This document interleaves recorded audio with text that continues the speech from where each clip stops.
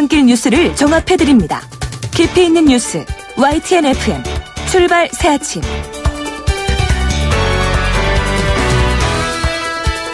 오늘도 무척 포근합니다. 오늘 부산은 낮 기온이 15도 이상까지 올라간다고 하는데요.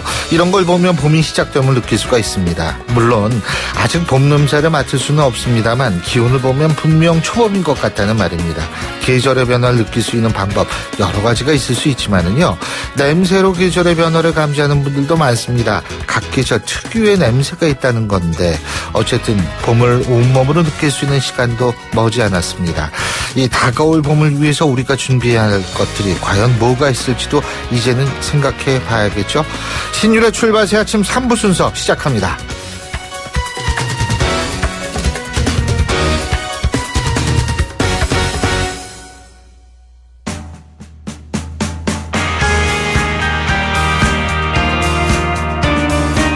(2018) 평창 동계올림픽 발빠르고 심층적으로 분석해드립니다. 올림픽 특집 평창은 지금.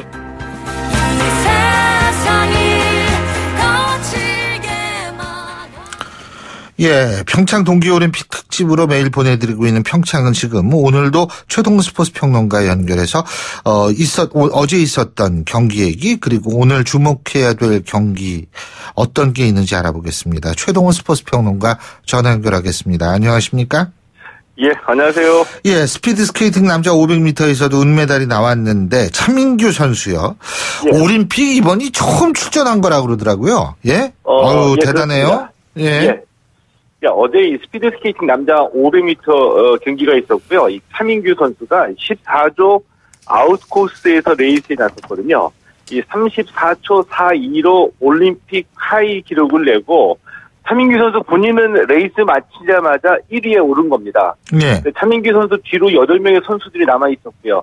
이 8명 중에서 차민규 선수 기록을 앞서는 선수가 없으면은 금메달인데 딱 한 명, 이 노르웨이의 로렌첸 선수가 0.01초 앞선 34초 42를 기록해서 금메달을 가져갔습니다.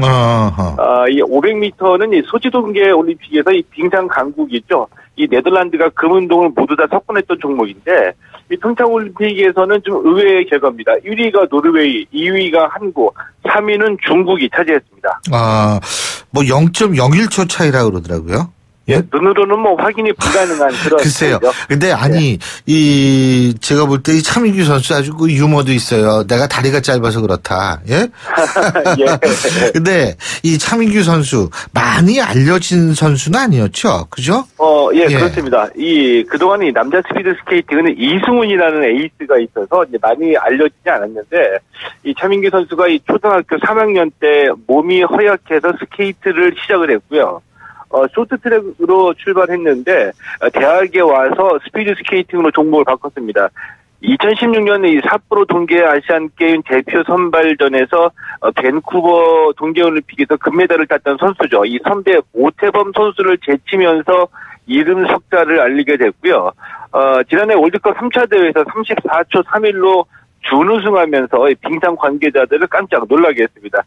이때부터 주목을 받기 시작했거든요. 예. 평창 동계올림픽에서 이 한국 남자 스피드 스케이팅 1500m 김민석 선수 동메달하고 500m 차민규 선수 은메달 이 두 선수를 발굴하는 성과를 냈다 이렇게 볼 수도 있습니다. 그렇군요. 자, 여자 컬링은 공동 1위에 올랐는데 이 오전 전승을 날리던 스웨덴을 1점 차이로 이겼어요. 이 참 정말 이 컬링 선수도 여자 컬링 선수도 대단해요. 예. 예, 대단하죠. 이 경북 의성의 마늘 소녀라고 불리기도 하고요. 예, 컬스데이라고 이제 불리기도 하는데 이 여자 컬링 대표팀 어제 스웨덴을 7대 6으로 이기고 5승 1패로 스웨덴하고 공동 1위로 올라섰습니다. 이 스웨덴은 어제 경기 전까지 오전 전승으로 1위를 달리던 팀이었거든요. 이 대표팀이 스웨덴의 추격을 한 점 차로 따돌리고 이제 공동 선두로 올라섰습니다. 여자 컬링은 10개 팀이 참가해서 이 풀리그로 예선을 벌이고 난 뒤에 예선 성적을 안고 4강에 올라가는 라운드 로빈 방식이거든요. 예. 대표팀 아직 이 3경기는 남아있는데 3경기 남아있지만 이 4강 진출이 유력해 보이고요. 만약에 메달 따게 되면 이 컬링, 경상북도 의성 출신 이 선수들의 이 여자 컬링이 한 차례 국민들의 어떤 폭발적인 인기를 얻을 것 같습니다. 글쎄요, 참 대단합니다. 그리고 피겨 스케이팅 아이스댄스에서 민유라, 김민 선수가 프리댄스에 진출을 했는데, 예? 예. 근데 아리랑으로 한다며요? 예, 맞습니다. 배경음악을. 예. 민유라 알렉산더 갬린 선수가 피겨 아이스 댄스에서 이 올림픽 최고 성적을 올렸습니다. 예. 자, 어제 이 쇼트 댄스에서 61.22점을 받아서 24개 팀 중에 16위를 기록했거든요. 예. 16위가 한국 아이스 댄스가 올림픽에서 거둔 최고 성적입니다. 24개 팀 중에 20개 팀이 이제 프리댄스에 진출하게 되는데 16위로 올라가게 된 거고요.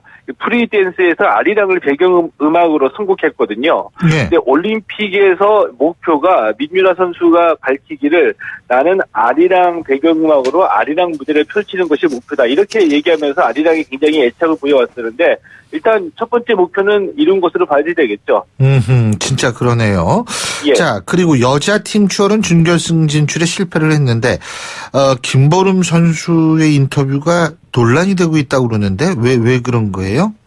그러니까 이 팀 추월이 이 3명이 팀을 이뤄서 맨 마지막에 들어오는 선수의 기록으로 승패를 가리는 경기거든요. 네. 그러니까 우리 어제 여자 대표팀은 이 김보름, 이 노선영, 박지우 선수가 나선 준결승에서 이 준결승 진출에 실패했습니다. 경기 직후에 이 김보름 선수가 인터뷰하면서 중간에 잘 타고 있었는데 마지막에 내 좀 뒤에 저희랑 격차가 벌어지면서 기록이 조금 아쉽게 나온 것 같다. 이런 말을 하면서 뒤에 처져 있던 노선영 선수를 좀 탓하는 듯한 그런 발언을 한 겁니다. 그러니까 이 인터뷰 직후부터 이 누리꾼들이 온라인상에서 김보름 선수를 비난하는 글을 올리기 시작했고요. 이제 급기야 이 김보름 선수가 SNS에 악플이 이제 막 쏟아지니까 이 자신의 SNS를 폐쇄한 겁니다. 이 노선영 선수 기억하시죠? 올림픽 개막 직전에 네, 김상렬명의 행정 실수 때문에 좀 어려움을 겪었던 바로 그 노선영 선수가 좀 많이 뒤쳐졌다고 지금 비난하는 같은 동료가 비난하는 바람을 내서 팬들이 좀 반발하는 거죠. 예, 뭐 그럴 수 있죠. 근데 이제 이 SNS 악플이 외국 선수에도 집단적으로 또 가해지는 경우도 있는 모양이더라고요. 예. 그렇기 때문에 이런 부분은 스포츠는 스포츠답게 좀 바라봐주는 또 성숙된 자세도 필요한 것 아닌가. 양쪽 측이 좀 이런 생각이 들게 하는 부분입니다. 예. 예. 봅슬레이 남자 2인승에서 원윤정, 서영우 선수가 6위를 했네요. 예? 이 원윤종 서영우 선수 어제 이 봅슬레이 남자 2인승 3, 4차 주행에서 1, 2차 주행보다는 좀 더 나은 기록을 냈는데 이제 끝내 이 메달권 진입에 실패했습니다.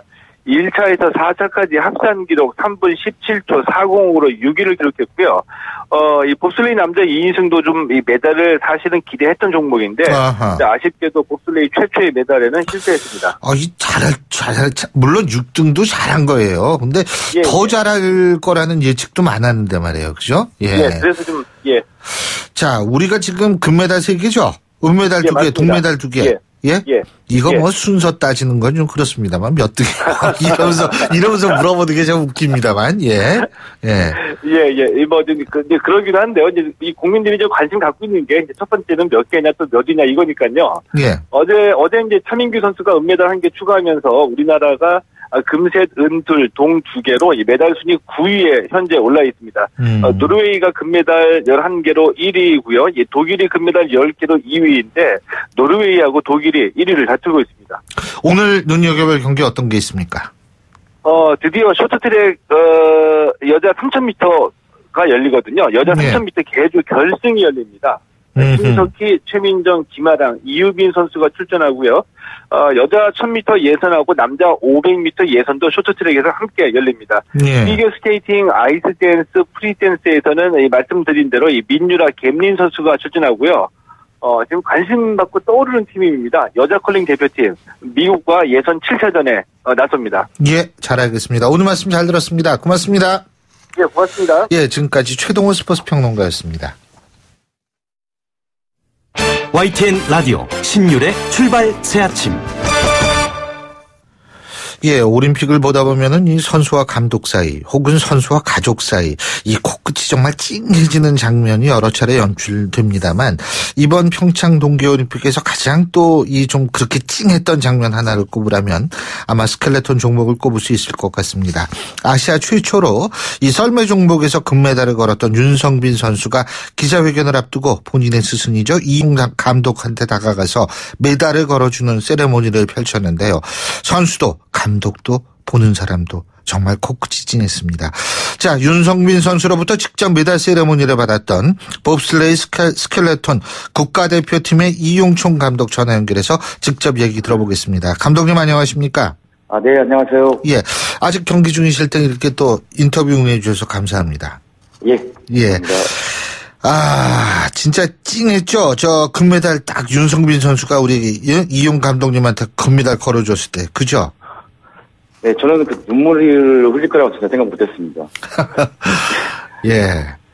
그 눈물 흘릴 거라고 생각하고서 눈물을 흘리면 그거는 가짜 눈물이죠. 네.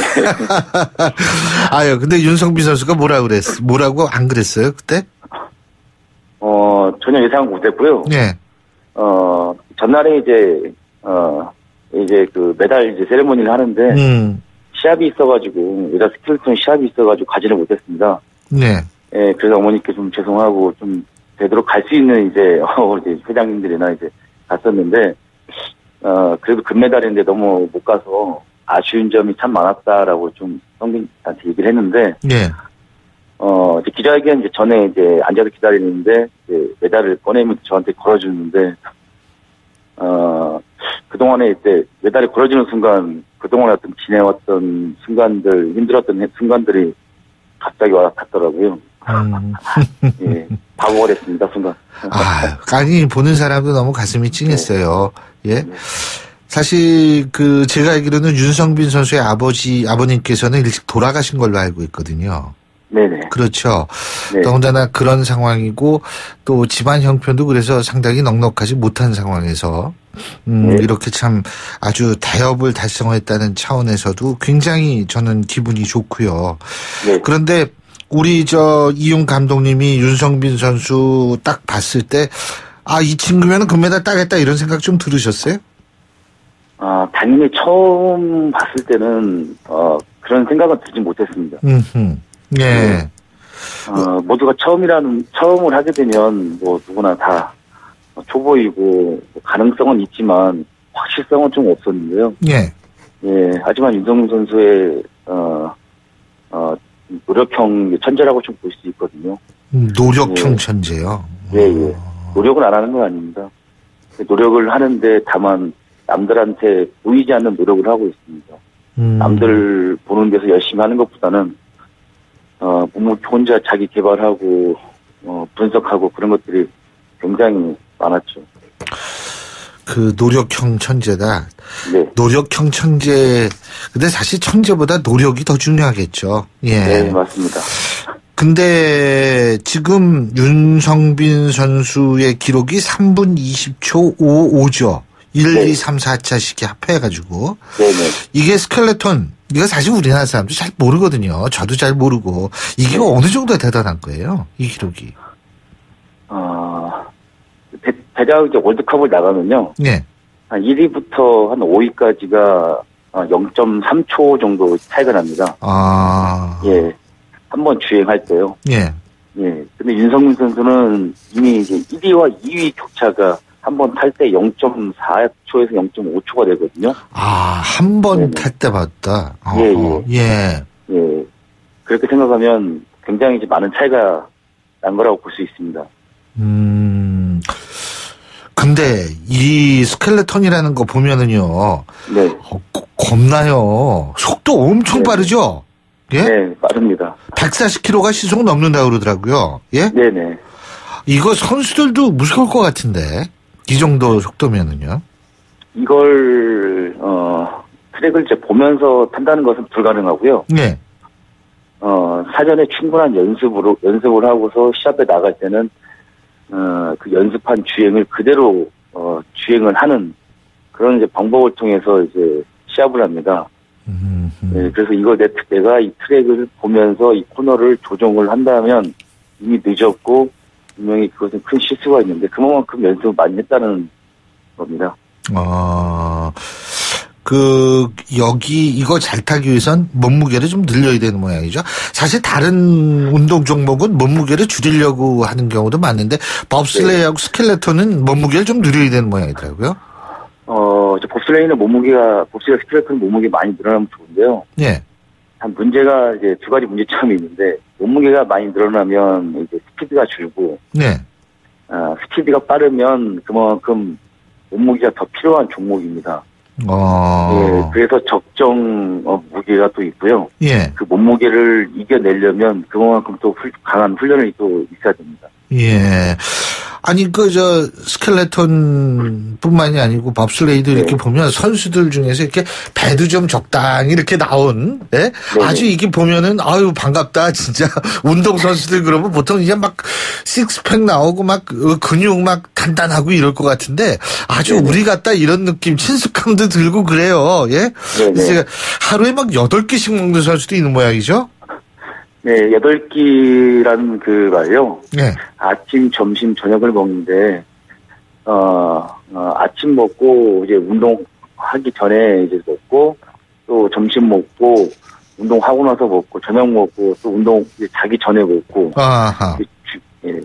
그래서 뭐 야채 샐러드 그런 것들을 계속 2시간, 3시간 더 계속 먹어줘야만이, 야채요? 영양 배분이 잘 됩니다. 예, 예. 고기가 야채, 아니고? 네네. 야채, 그다음에 닭가슴살, 계란 그런 것들을 계속 먹고 있습니다. 사실 자기 전에 라면 먹고 자는 게 몸무게 늘리는 거 제일 좋을 것 같은데요. 예? 그죠? 저희가 한 4년 전만 해도 예. 자기 전에 이제 라면도 많이 먹고 했는데 그랬어요, 진짜로? 네. 지금은 이제 많이 체계화가 돼가지고 자기 전에 이제 뭐 닭가슴살이나 아니면 번과류 예. 좀 간단히 먹고 있습니다. 아니 참, 윤성민 선수가 노로바이러스에 감염됐었어요? 네, 아니 그 올림픽 때는 아니고요. 예.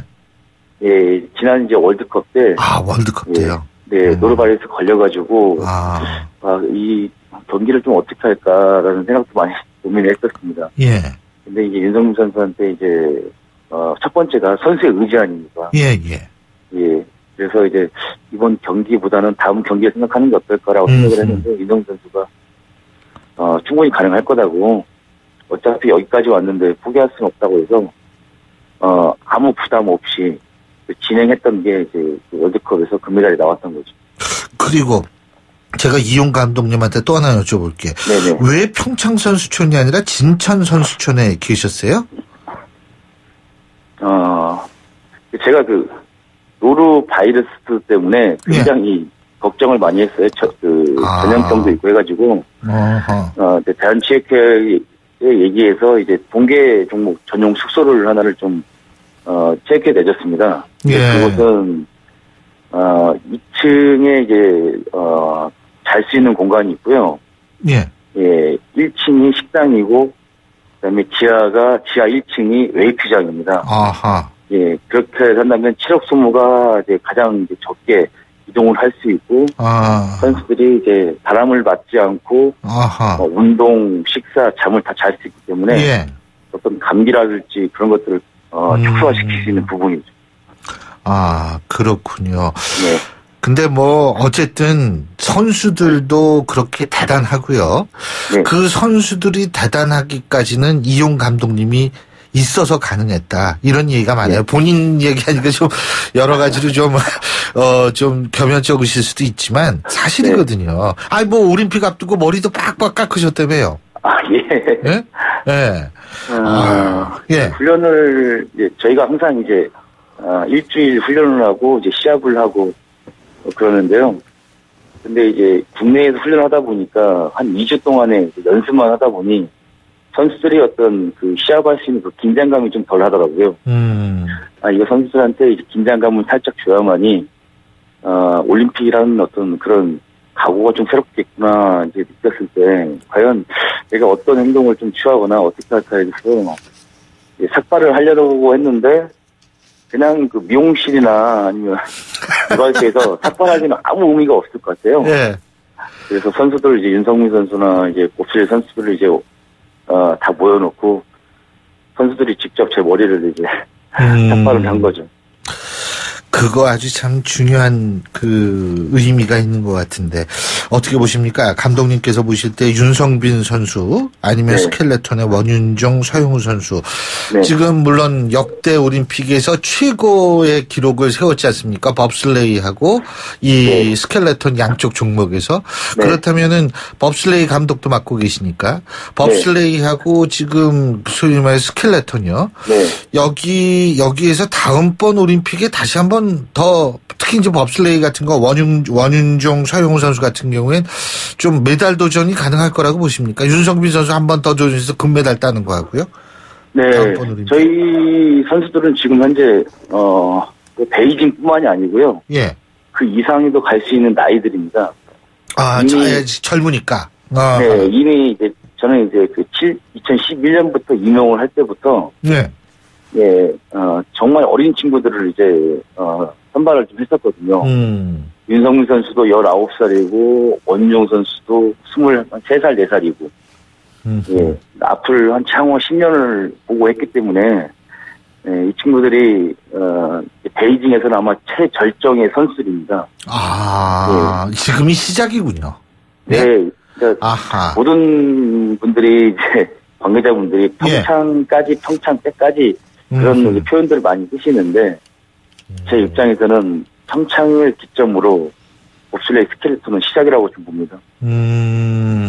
아, 그렇군요. 네. 윤성빈 선수가 참 보면 겸손한 것 같더라고요. 자기가 한국체대 들어갔을 때 아무런 꿈이 없었는데 네. 그 꿈이 없는 상황에서 거기 한국체대 교수님이 또 이 체형을 보니까 법슬레이가 아니라 스켈레톤에 네. 또 알맞다 그래가지고 거기에 발탁을 했고 본인이 그걸 통해서 꿈을 가지면서 열심히 해서 오늘까지 이루어졌다. 네. 저는 오늘 젊은이들한테 윤성빈 선수의 그 말이 정말 많은 젊은이들한테 의미를 던져주고 있다는 생각이 듭니다. 네. 좀 그런 거 보면서 스포츠라는 것이 그들의 얘기가 아니라 바로 우리의 드라마라는 생각이 들게 됩니다. 바로 그 드라마를 총 연출해 주신 우리 법슬레이 그리고 스켈레톤 대표팀의 이용총 감독님 정말 수고하셨고요. 앞으로도 계속 노력해 주시기 바라겠습니다. 네. 오늘 말씀 잘 들었습니다. 고맙습니다. 네. 예, 지금까지 법슬레이 스켈레톤 국가대표팀의 이용총 감독이었습니다. 신율의 출발 새 아침 3부 순서 여기서 줄입니다. 잠시 뒤 4부에서 뵙겠습니다. 날카로운 분석, 내일을 보는 시선, 신율의 출발 새 아침. 신율의 출발 새 아침 4부 순서 먼저 광고부터 듣겠습니다. 예, 8시 40분 28초 지나고 있습니다. 오늘 화요일 아침이죠. 날씨는 포근한데 교통은 어떤지 모르겠습니다. 박가연 캐스터? 네, 신일의 출발새 아침 교통정보입니다. 오늘 화요일 아침 어제인 월요일보다 좀 더 소통량이 많은 편입니다. 곳곳으로 차가 많아 보이는데요. 동작대로로 이어지는 과천대로 남태령길 고개 넘는데 서울 사당역 방향으로 시속 10km 미만으로 아주 천천히 가고 있고요. 동작대로로 이어져서 이수역을 중심으로도 각 방향 신호대기가 꽤 긴 편입니다. 상도로는 상도사거리에서 한강대교 남단으로 합류하는 길 차간격 바짝 좁히고 있고요. 동일로는 영동대교 쪽으로 서울 시계에서 하계역까지 동일로 지하차도에서 영동대교 북단까지 밀려가고 있습니다. 신일의 출발새 아침 교통정보였습니다.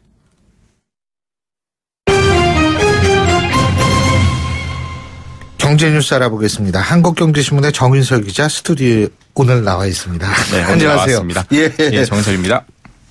자, 문재인 대통령이 미국의 무역 압박에 강경하게 대응하라고 주문했다는 얘기부터 해보죠. GM이 뭐 아니면 도다 이렇게 얘기를 했잖아요. 지원하지 않으면 철수하겠다. 이 부분에 대해서 이제 문재인 대통령이 강경 대응을 주문을 했습니다. 예.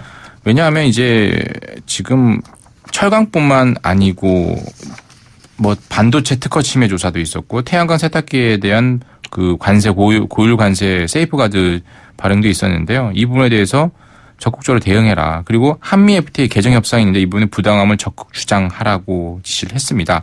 미국 보호무역주의에 대해서 가만히 보고 있지만 않겠다라는 의지인데요. 이제 문제는 이제 계속해서 얘기한 어제도 뭐 청와대에서도 브리핑을 했었는데 안보와 통상은 별개다. 라고 얘기를 하고 있거든요. 네. 근데 미국이 그렇게 생각을 하고 있느냐가 중요하거든요. 경제를 지렛대 삼아서 내지는 안보를 지렛대 삼아서 경제적 이익을 취하겠다. 뭐 이런 걸 통해서 트럼프 대통령의 뭐 여러 가지 플랜이 있겠지만 11월 중간 선거를 두고 한국에 대해서는 이런 안보 지렛대 삼아서 경제적 이익을 취하겠다라고 했는데 그 부분에 대해서는 가만히 있지 않겠다라고 했는데 안보 관련해서 예를 들어 북핵 협상도 있고 남북 정상회담 관련은 비핵화 대화도 있고요. 한미 군사훈련 이런 얘기들이 있는데 이 부분에 대해서 어떻게 참 대응을 할지 상당히 좀 앞으로는 좀 난감할 것 같습니다. 근데 뭐 우리가 특단의 대책을 마련한다. 그러면 뭐 특단의 대책이 있는지 모르겠어요. 네, 그것도 미국에 대해서 특단의 대책이 아니고 이제 한국 GM의 사태에 대해서요. 그렇죠. 이게 그것도 사실은 뭐 뾰족할 수가 없는 거 아니에요? 맞습니다. 만약에 한국 GM이 본사에서 뭐 군산공장 폐쇄하는 건 5월 말에 하기로 했고 2월 말까지 만약에 아무런 조치가 없으면 지원책이 나오지 않으면 철수한다고 했는데 우리도 지금 지방선거를 앞두고 있잖아요. 6월 네. 지방선거를 앞두고 있는데 그 상황에서 가만히 있을 수는 없다라는 거겠죠. 그래서 군산이나 전북도 차원에서 감당하기 어려울 것 같으니까 정부 차원에서 범정부 차원에서 특단 대책을 마련하라고 했는데 사실 특단 대책이 뭐가 있을까요? 글쎄요. 별게 없을 것 같아요. 한국 GM 같은 뭐 가장 좋은 건 뭐 다른 뭐 매각을 하는 거겠죠, 사실. 만약에 철수한다라고 한다면. 근데 그만한 가장 그 중요한 게 일자리인데 만약에 철수를 하거나 지금 평택 공장 하나만도 10,000명이 넘게 직접 고용. 군산 공장이죠. 군산 공장. 군산 말고 평택이 제일 크다고 그러더라고요. 부평입니다. 부평인가? 평택은 쌍용이고요. 쌍용차고. 부평 같은 경우에는 가장 1, 2공장이기 때문에 가장 큽니다. 예. 그래서 뭐 10,000명 가까이 되죠. 사실 그 부분에 대해서 지금 이제 군산으로 끝나는 게 아니라 다음이 부평 창원 공장일 거다 이렇게 얘기를 하는데요. 그럼 이제 완전히 손 털고 가는 거예요? 맞습니다. 이제 뭐 그런 플랜으로 지금 짜고 있고요. 그 부분에 대해서 뭐 정부도 가만히 좌시하지는 않겠다라고 하는데 특단 대책이 사실 제가 보기엔 뾰족한 수가 근데 가만히 있고 지원하지만은 않겠다. 기싸움을 벌이고 있는 건데요. 뭐 저는 보기엔 협상 전략이 아닌가 생각이 됩니다. 자, 그리고 중국도 미국한테 지금 무역 보복하겠다고 나서고 있네요. 예? 그렇습니다. 그 미국 상무부가 뭐 한국뿐만 아니죠. 중국이 같이 들어가 있잖아요. 이번 철강 같은 경우에 고유관세. 예. 그 부분에 대해서 어제 지금은 중국 같은 경우는 아직도 춘절 연휴 기간이었거든요. 어제 근데 아직도 쉬어요? 지난 17 뭐 열흘간 쉬니까요. 지난 17일 같은 경우에 주말이었는데 성명을 냈습니다. 미국 측이 중국 이익에 영향을 미치는 갈등을 감행하면 중국도 가만히 있지 않겠다. 정당한 권리를 지킬 것이다라고 경고를 했습니다. 근데 가만히 있지 않는다는 건 뭐 보복 뭐 나름대로 관세나 수입 제한 조치일 것으로 예상이 되는데요. 어떤 조치를 뭐 낼지 한번 봐야 될 것 같습니다. 자, 그리고 정부가 지방직 공무원을 역대 최대 규모로 뽑기로 했다고 하네요. 맞습니다. 네? 뭐 이건 이미 예고된 바인데요. 특히나 지방직 공무원. 네. 맞습니다. 이건 중앙직 공무원이 아니고요. 지방직 공무원은 올해 25,692명, 작년보다 28%, 27.4% 늘린 규모입니다. 뭐 2016년 이후에도 뭐 역대가 21,186명이 2016년에 재능 많았는데 더 많아진 거고요. 특히 이제 이번에 제천 화재가 있었잖아요. 이번에 소방직을 특히나 거의 한 작년 대비해서 2배 이상으로 늘렸습니다. 작년에 2,025명을 뽑았는데 올해는 소방직 공무원을 지방직 공무원을 5,258명을 선발하기로 했거든요. 이 부분에 대해서 뭐 국민들 여론도 아마 다들 그렇게 생각하고 있을 것 같은데요. 앞으로는 이제 모든 게 다 예산과 돈과 직결되는 문제니까요. 공무원은 특히 그렇죠. 예. 연예인의 이름을 내건 가상화폐가 나왔다 그러는데 누구 이름일까요? 예, 티아라 걸그룹이죠. 티아라 멤버인 큐리와 은정 이런 건데요. 국내에서는 아니에요. 호주입니다. 왜냐하면 국내에서는 암호화폐로 돈을 모으는 것, 자금 조달한 이른바 ICO라고 하는데 이게 금지돼 있거든요. 중국도 금지돼 있고요. 그래서 이건 호주에서 한다는 겁니다. 호주는 지금 금지가 안 돼 있는 상태입니다. 그래서 호주에 있는 가상화폐 발행회사하고 그 계약을 한 거죠. 그래서 이른바 큐리 캐시다, 은정 캐시다 이런 게 나올 수 있다라는 거고요. 이게 과연 흥행에 성공할 거냐라는 건데요. 중국에서 이런 사례가 있습니다. 중국의 아이돌 그룹이 TF 보이스라고 있는데 이 가상화폐를 발행해서 뭐 열흘 만에 한 16억 원 정도가 거래가 됐다라고 합니다. 2만 명 정도. 저도 신유 캐시가 나오면 예, 한번 생각을 해보려고. 또 그런다. 우리나라에서는 금지되어 있습니다. 예. 자, 그리고 항공료에 붙는 유류 할증료가 또 오른다 그러네요. 국제 유가가 올라서 그런데요. 이제 4단계에서 5단계로 3월부터 오르게 됩니다. 그러면 지금 최대 46,000원까지 붙는데 지금 58,000원까지 대한항공 기준 이렇게 붙고요. 아시아나는 49,500원까지 오르게 되고요. 국내 할증료도 3,300원에서 4,400원으로 오르고요. 지금 뭐 국제 유가가 약간 주춤하고는 있지만 계속해서 유류 할증료는 앞으로도 계속 오를 것 같고요. 항공료 부담은 조금씩 늘어날 것으로 예상이 됩니다. 예, 잘 알겠습니다. 오늘 말씀 잘 들었습니다. 고맙습니다. 감사합니다. 예, 지금까지 한국경제신문의 정인설 기자였습니다.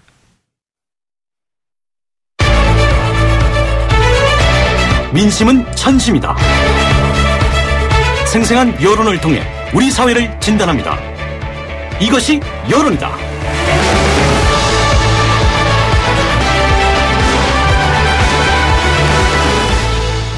자, 이것이 여론이다. 설 이후의 민심, 이거 중요하다고 제가 오늘도 계속 말씀을 드렸는데요. 어떻게 변했는지 알아보겠습니다. 오늘도 여론조사 전문기관이죠. 리서치앤리서치의 배종찬 본부장 전화 연결하겠습니다. 안녕하십니까? 안녕하십니까? 예. 자, 지금 올림픽 초반에 집중적으로 관심이 모아졌던 남북관계. 사실은 올림픽 이유가 더 중요한데, 이 북한 올림픽 참가, 문재인 대통령 평양 초청, 여기에 대한 여론평가가 어떤지부터 알아볼까요? 네, 올림픽이 이제 반환점을 돌아 막바지로 달려가고 있는데요. 예. 이 올림픽 초반 집중적인 조명을 받았던 것이 바로 북한이었습니다. 이 김여정 부부장이 참가하면서 이 김여정 신드롬까지 일으키기도 했는데요.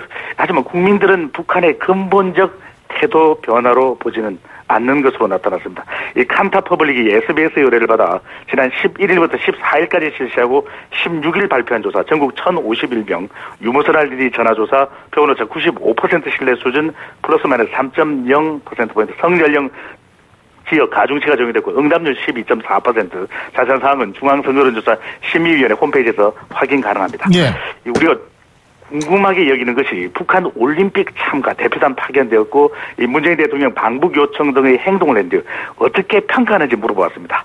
이 국제사회 제재나 비난을 피하기 위한 전술이라는 의견이 67.1%로 압도적이었습니다. 이 남북 관계의 개선 의지를 나타낸 것이라는 응답은 28.1%에 그쳤습니다. 예, 그렇군요. 올림픽 이후에 또 관심되는 부분이 역시 부동산 문제 아니겠습니까? 그죠? 네. 예. 이 정부 정책, 서울 수도권 집값 안정에 도움이 된다고 보고 있습니까? 뭐 그렇지 않다고 보고 있습니까? 어떻게 나왔습니까? 네. 뛰어가는 정부 부동산 대책, 날아가는 강남 집값, 이런 이 푸념이 터져 나오는데 이 정부 부동산 대책에 대한 인터넷상의 일부 평가이기도 합니다. 이 정부의 부동산 정책에 대한 기대감은 크지만 현실적으로 집값이 잘 잡히지 않는다는 의중을 반영한 것으로도 볼 수 있겠는데 이 부동산 관련 대출, 재건축 시장 규제, 다주택, 고액주택 보유자의 세금 강화, 이런 정부 부동산 대책에 대해서 수도권 집값 안정에 도움이 되는지 안 되는지 물어봤는데요. 이 수도권 집값 안정에 도움된다는 의견이 49.2%로 상당히 높은 편이었습니다. 그렇지만 도움되지 않는다는 의견 또한 44.9%로 긍부정이 엇비슷했습니다. 20대, 30대, 40대는 대체적으로 이 정부 정책의 긍정 평가인 반면에 이 내 집 마련에 애를 먹는 저소득층에서는 이 부동산 정책에 대한 불만이 높은 것으로 나타났습니다. 그렇군요. 자, 그리고 또 한 가지는 이 가상화폐에 대한 이것도 중요한 것 같은데 다시 10,000불 넘었다고 그러지 않습니까? 예. 네. 자, 여기에 대한 국민 여론 어떻습니까? 네, 제 직전 코너에서도 신율 캐시, 신율 코인 이야기가 나오던데. 아니, 오늘 왜들 그러세요, 오늘? 나오면 대박 터질래나요? 2030 세대에 예민한 영향을 주었던 것이 또 가상화폐 정책 아니겠습니까? 예. 1월 중에는 대통령 지지율을 내려앉게 만든 주역이 바로 가상화폐이기도 했는데, 하지만 이 가상화폐 정책 담당자가 이 스트레스 과다로 사망했다는 소식이 들려면 상당히 또 애도를 표할 수밖에 없는 또 예민하고 민감한 상황이 되기도 합니다. 이 정부의 규제 정책에 대해서 물어봤는데 이 피해가 커지기 전 이 적절히 대응한 것으로 본다는 긍정평가가 3명 중 2명으로 꽤 높게 나왔습니다.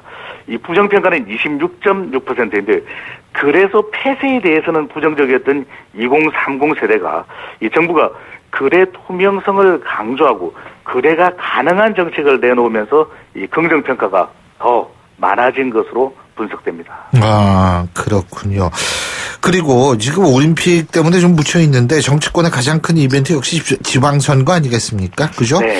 유권자들이 이제 지방선거, 보궐선거에서 지지 후보를 결정하는 기준, 과연 무엇이 될 것이다, 이렇게 나타났습니까? 그동안 계속 이야기해왔던 것이 적폐청산 아니겠느냐, 또는 현 정부에 대한 평가 아니겠느냐라는 이야기가 있었지만, 예. 정작 우리 국민들, 이번 지방선거를 바라보면서는 이 정당보다는 지역 살릴 인물 적합도가 62.4%로 가장 높은 기준으로 나타났습니다.